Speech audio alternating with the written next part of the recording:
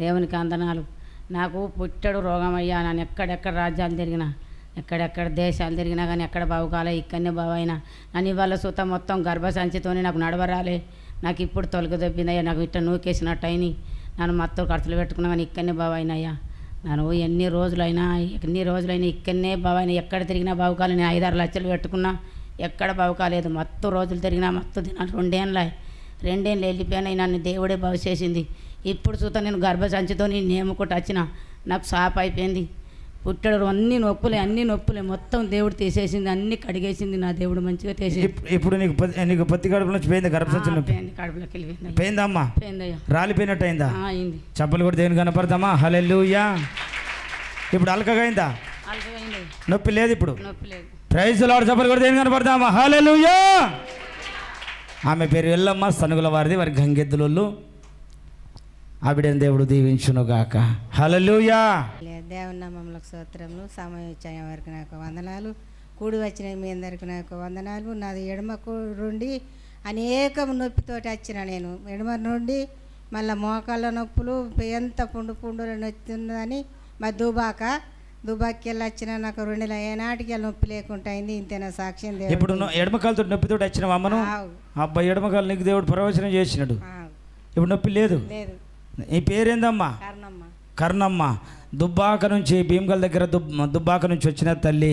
ఆమె నాకు చెప్పలేదు కానీ పరిశుద్ధ ఆత్మదేవుడు ఆమెను చూపించినాడు, స్వస్థపరిచాడు. చెప్పలు కూడా దేని కనపడదాం. దేవుని నామమునకు స్తోత్రం. సమయించిన వారందరికీ నా యొక్క వందనాలు. మేము మొన్న 4 రోజుల క్రితం ఇక్కడికి వచ్చినాం. అయ్యగారితో ప్రేయర్ చేయించుకుంటామని. అప్పుడు కూడా అన్ని నొప్పులతోనే వచ్చినాను. స్తుతి ఆరాధనలో యేసయ్య పరదేశంలోకి వెళుతుండగా మగ్దలేని మరి వచ్చి సమాధి ఇక్కడ వెలికినట్టు నేను ఇక్కడ నిల్చున్నప్పుడు నాకు అదే కనిపిస్తుంది. అయ్యగారు అంటున్నారు, మీరు పొందుకుంటున్నారు, మీరు స్వస్థత పొందుకుంటున్నారు అన్నప్పుడు కూడా నా నడినెత్తురు చరికాల వరకు ఏమాత్రం నొప్పులు లేకుండా మంచి ఆరోగ్యం కలిగింది. ఇంతే సాక్ష్యం. దేవుడు దీవించి ఆశీర్వదించునుగా. ఎన్ని రోజుల నుండి ఉంది నాన్న నొప్పి? ఎన్ని రోజుల నుండి ఉంది? 2 months అవుతుంది. 2 months, 2 నెలల నుంచి. చెప్పలు కూడా దేవుని కనపడతామా? ఏం పేరు నాన్న మీ పేరు? కీర్తనమ్మ దుబ్బాక నుంచి వచ్చింది, భీమగల్ దగ్గర. చూడండి, ఆ యొక్క సమాధి దగ్గర యేసు ప్రభును దర్శించడానికి వెళ్ళినటువంటి మగ్దలేని మరియను కప్పినటువంటి ఆ తేజస్సు బిడ్డను కప్పిందట. అదే కనపడుతుందట. హల్లెలూయా. అప్పుడు ఆమె నొప్పులన్నీ తొలగిపోయినాయట. దేవునికి స్తోత్రం. హల్లెలూయా. నా సాక్ష్యం ఏంటంటే, స్తుతి ఆరాధనలో దేవుడు ఇట్లా సమాధి రాయి తీస్తున్నప్పుడు అందులోకి వెళ్ళి తెల్ల వెలుగు చేత బయటకు వచ్చినట్టు మొదటి దర్శనం కనిపించింది. అప్పుడే నా బాడీ అసలు ఆధీనంలో లేకుండా మొత్తం ఇట్లా చేతులు కాళ్ళు వణికినాయి. ప్రభా, ఈ శక్తి నేను తట్టుకోలేకపోతున్నాను అని నేను నా అంతరాత్మలో దేవుణ్ణి స్తుతిస్తున్నాను. అలాంటప్పుడు మళ్ళీ ఒక దర్శనం కనిపించింది. అక్కడ సిలువలో వేయబడిన అందులోకి వెళ్ళి ఇట్లా మొత్తం రక్తంలాగా ఉన్నాయి చేతులు. అందులోకి వెళ్ళి 7 చేతులు అనిపించి ఒక గోల్డ్ కలర్ పాత్రలో నూనె తీసుకొచ్చి అయ్యకమ్మకి ఇస్తాడు. అయ్యకమ్మకి ఇచ్చినప్పుడు భాషలతో మాట్లాడుతుండు దేవుడు. నాకేం అర్థమవుతలేదు. అమ్మతో అయ్యతో భాషలతో మాట్లాడుతున్నప్పుడు మాకు కూడా అర్థమవుతలేదు దేవా అని వాళ్ళు అన్నప్పుడు చెప్తున్నాడు. అక్కడ 3rd లైన్లో ఉంటుంది, ఆ అమ్మాయిని పిలిచి నూనెతో అభిషేకించు అని చెప్పి అయ్యతో చెప్తున్నప్పుడు అయ్య కళ్ళు మూసుకొని అంటున్నాడు, నీ గొంతు మారబోతుంది, నువ్వు ఇంకా అనేక పాటలు రాయబోతావు, ఇప్పుడు ఉన్న రకంగా కాదు, నువ్వు ఇంకా వేరే రకంగా ఉంటావు, నీకు తేజస్సు అన్నప్పుడు నాకు మొత్తం ఇట్లా అగ్ని చేత మొత్తం మండింది. ఆయన మేడగది మీద అపోస్తులు ప్రార్థన కూడుకొని చేసినప్పుడు ఎలా మండిందో అట్లా మండినప్పుడు నేను ఆటోమేటిక్ అక్కడ నిలబడకుండానే పక్క సైడ్కి వచ్చి నిలబడ్డా. దేవుడి దర్శనం దీవించును గాక. దేవుని నామానికి స్తోత్రం. అయ్యగారికి, అమ్మగారికి వందనాలు. ఇక్కడ సంఘస్థులందరికీ నా హృదయపూర్వక వందనాలు.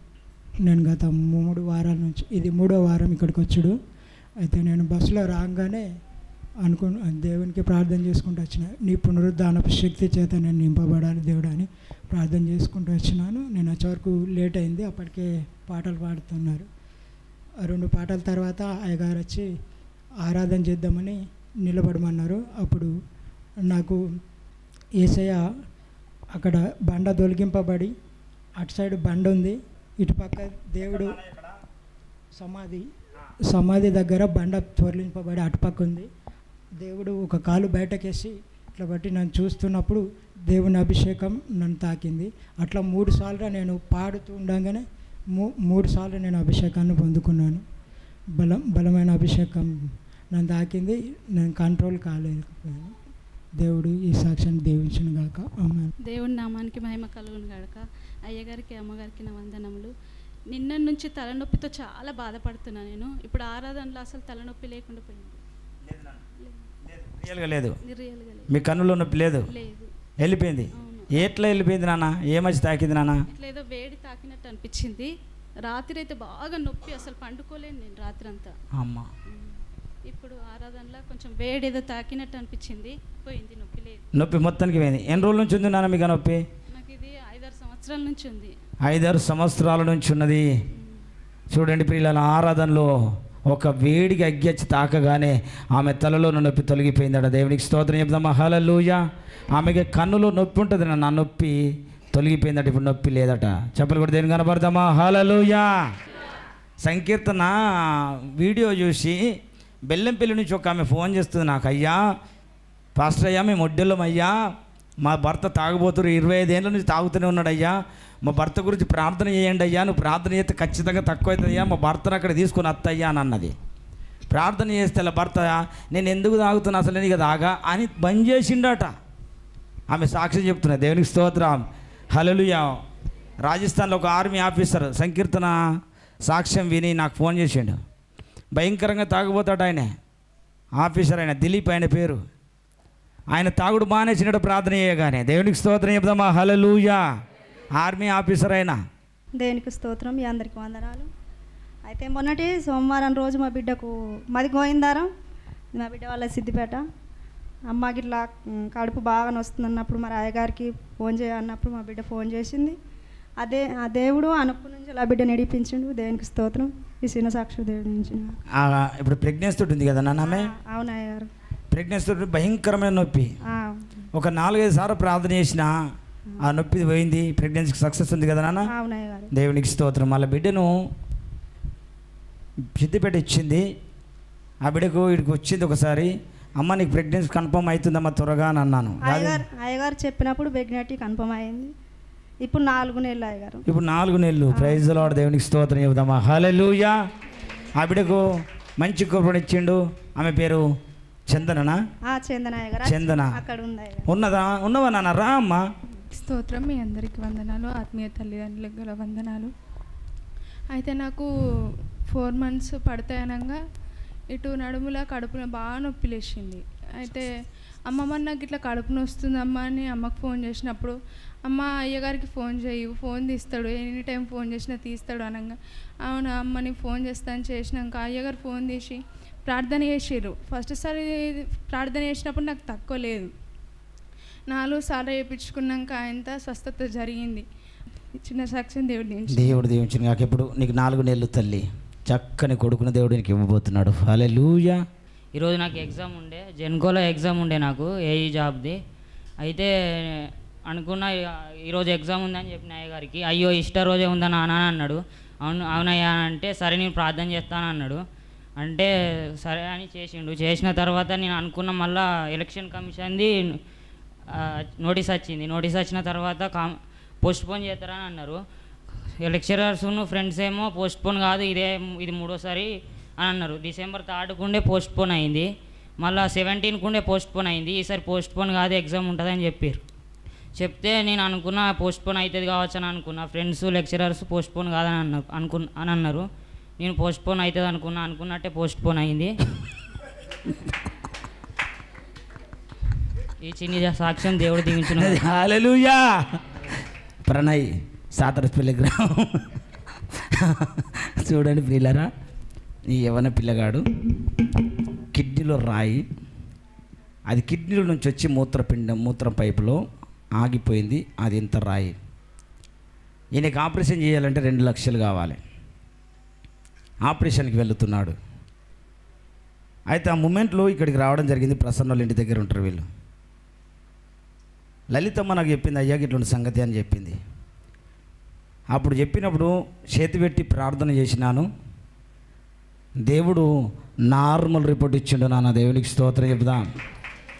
నాలుగు రేపటిగా రాయి ఇంత రాయి కరిగిపోయింది, రేపట్లో రాలేదు. డాక్టర్ ఆశ్చర్యపోయినాడు. ప్రణయ్ జాబు కొరకు సిద్ధపరుస్తున్నాడు దేవుడు. ఈ జాబు నిజంగా దేవుడు నీకు జాబ్ ఇవ్వబోతున్నానా, దేవుడు నేను దీవించును గాక. చూడండి, మద్గలేని మరియా వేగిరం లేచి ఉదయం ఆమె రాత్రంతా కూడా నిద్ర పట్టలేదట. మరియకు రాత్రంతా కూడా నిద్ర పట్టలేదట. వేగిరమే లేచి పరిశుద్ధాత్మ శక్తితో, చూడండి, పరిశుద్ధాత్మ దేవునికి ప్రార్థన చేస్తున్నది. ఆమెకు నిద్ర పట్టలేదు. 4 గంటలకు ప్రభు సన్నిధిని దర్శిస్తున్నది. దేవునికి స్తోత్రం చెప్పుదాం. హల్లెలూయా. అందరు 2 చేతులు చెప్పుదామా? హల్లెలూయా. 2 చేతులు ఎత్తి ప్రభును ఘనపరుస్తున్నది. ప్రియులారా, ఆయన శిష్యులు వెళ్ళిపోయినారు దూరము, కానీ మద్గలేని మరియా ప్రభు సమాధిని దర్శిస్తూ ఉన్నది. ప్రియులారా, ఆమె ప్రభు సమాధి దగ్గరికి వెళ్ళి ఏం చేస్తున్నది నాన్న? ఆమె ఏం చేస్తున్నది నాన్న? సమాధి దగ్గరికి వెళ్ళగానే అడ్డుగా ఉన్న బండనట తీయబడి ఉండుట ఆమె చూస్తూ ఉన్నది. ప్రియులారా, తీయబడి ఉన్న బండ తీసివేయబడడం చూస్తూ ఉన్నది.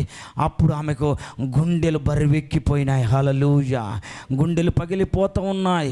గొల్లున ఏడుస్తున్నది తల్లి, బాగా ఏడుస్తున్నది తల్లి. వెళ్ళి ఆ సమాధిలోనికి వంగి చూడగా నారబట్టలు తప్ప మరి ఏమీ కనబడలేకపోతున్నదట తల్లికి. వెంటనే ఆమెకు మనసాగక ఆయన శిష్యులు ఉన్నటువంటి రహస్య స్థలములు ఎక్కడున్నారో ఈమెకు తెలుసు. వాళ్ళ దగ్గరికి వెళ్ళినది.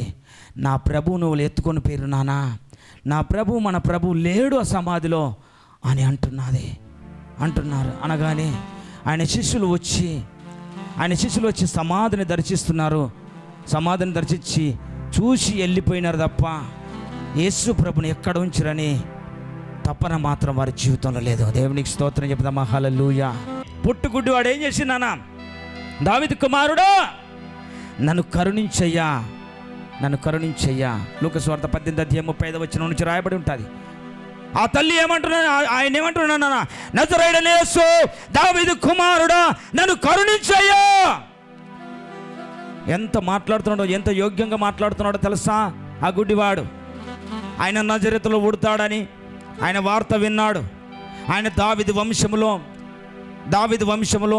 ఆయన పుడతాడని ఆ దావీదు వంశాన్ని ఎత్తిబట్టి ఆయన ప్రభును ప్రార్థన చేస్తున్నాడు. దావీదు కుమారుడు నన్ను కరుణించయ్యా, నజరేతులో పుడతాడు కనుక నజరేయుడైన యేసు అని గోత్రంతో సాతల దేవుని కనపరుస్తున్నాడు. దేవునికి స్తోత్రం చెప్పుదాం. హల్లెలూయా. సంఘం ఎదుట నిలబడి మోకాళ్ళ మీద ఉండి మోచేతుల మీద ఉండి ఈ బాకులాడుతున్నది ఆ తల్లి, ఆమె బాకులాడుతూ వంగి చూడగా దేవదూతలను చూస్తున్నది. దేవుడికి స్తోత్రం చెప్పుదామా? హల్లెలూయా. దేవదూతలను చూస్తున్నది. యేసు తల వైపున ఒకడును కాళ్ళ వైపున ఒకడును నిలిచి ఉండుట ఆమె చూస్తున్నది. కానీ ఆమె దేవదూతలని అనుకోవట్లే. అప్పటికి కూడా ఆమె అనుకుంటున్నది ఎవరో మనుషులని. వారి దగ్గరికి వెళ్ళి మళ్ళీ గోజాడుతున్నది. 13వ వచనము నాన్న. వారు అమ్మా ఎందుకు ఏడ్చుచున్నావు నీవు ఆమెను అడగగా ఆమె నా ప్రభువును ఎవరో ఎత్తుకొని పోయిరి, ఆయనను ఎక్కడ ఉంచురు నాకు తెలియదని చెప్పెను. ఎంత బాధపడుతున్నది నా తల్లి, ఎంత బాధపడుతున్నా నా దేవుని దగ్గర. యోహాను సువార్త 20:13 వచనము దేవుని వాక్యం చెలవిస్తున్నది. వారు అమ్మ ఎందుకు ఏడ్చుచున్నావు అని ఆమెను అడగగా ఆమె, చదవాలి నాన్న, ఆమె నా ప్రభును ఎవరో ఎత్తుకొని పోయిరి, ఆయనను ఎక్కడ ఉంచురో నాకు తెలియదని ఏడుస్తున్నది. ఏమంటుంది నాన్న? దేవుని ఎవరో ఎత్తుకొని పేరు అనట్లే, నా ప్రభువుని అంటుంది. హల్లెలూయా. నా ప్రభువుని అంటుంది. హల్లెలూయా. నా ప్రభువునని దేవుని దగ్గర గోజాడుతున్నది. చూడండి, వెనుకకు మరి చూసిందట. ఆమె ఈ మాట చెప్పి వెనుక తట్టి తిరిగి యేసు నిలుచుండుట చూచను కానీ ఆయన యేసు అని గుర్తు పట్టలే.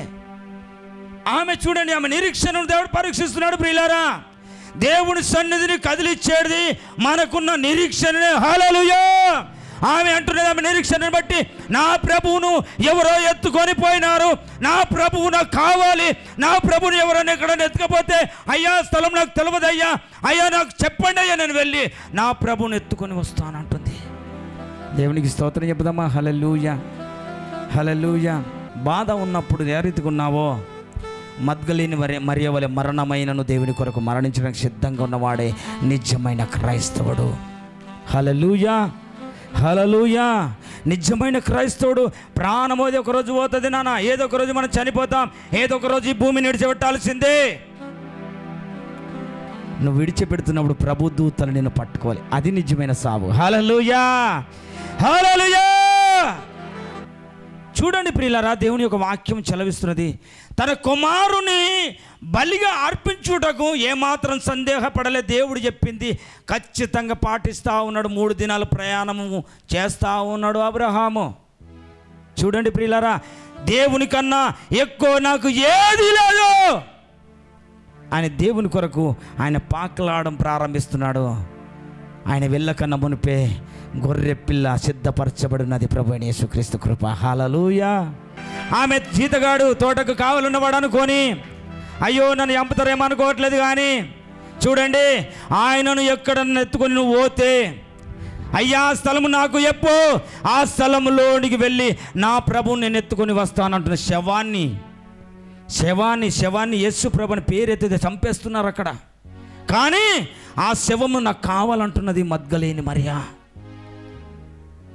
శవము నాకు కావాలి అంటున్నది మద్గలేని మరియా. ఆఖరి ప్రాణం పోయేంత మట్టుకు కూడా ప్రభును వెంబడించే వారు కావాలి దేవుని సన్నిధిలో. నా ప్రియులారా, భక్తిహీనులు అర్పించు బలులు యెహోవాకు హేయము, యథార్థవంతుల ప్రార్థన ఆయనకు ఆనందకరమట. యథార్థవంతులు ప్రార్థన చేస్తుంటే ఆనందకరమట.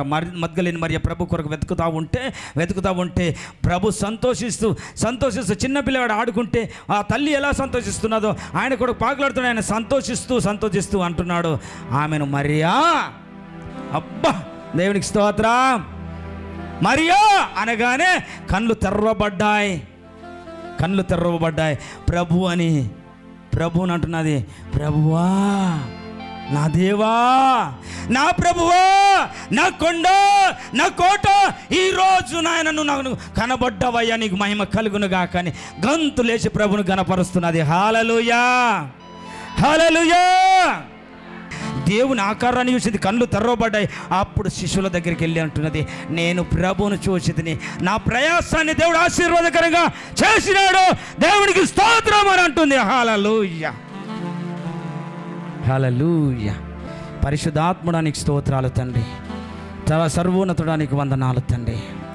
అయ్యా మద్గలేని మరియకున్న త్యాగము నేడు మాకు ఉండునుగాక, నేడు మా హృదయాలు మండునుగాక, మేము మా హృదయాలు ఈరోజు మంటతో నిండుకొనుగాక, మా కళ్ళు తెరవబడునుగాక.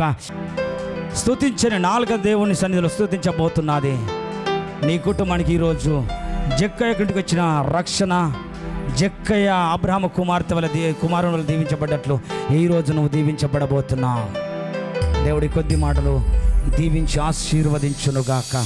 ఆమేన్.